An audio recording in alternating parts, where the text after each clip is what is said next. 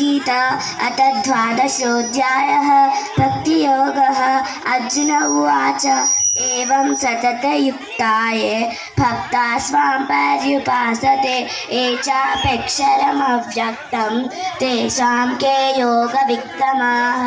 అర్జునుడు ఇలా అడిగాను, ఎల్లప్పుడూ నీ యొక్క సాకార రూపం పట్ల భక్తితో ఉండేవారు మరియు నిరాకార బ్రహ్మను ఉపాసించేవారు, ఈ రెండు రకాల వారిలో యోగములో ఎవరు ఎక్కువ శ్రేష్ఠులు అని నీవు పరిగణిస్తావు? రెండవది, శ్రీ భగవాను వాచ మయ్యా వెశ్యమనో ఏ మాం నిత్యయుక్తా ఉపాసతే శ్రద్ధయా భరయోపేతాః తే మే యుక్తతమా మాతః.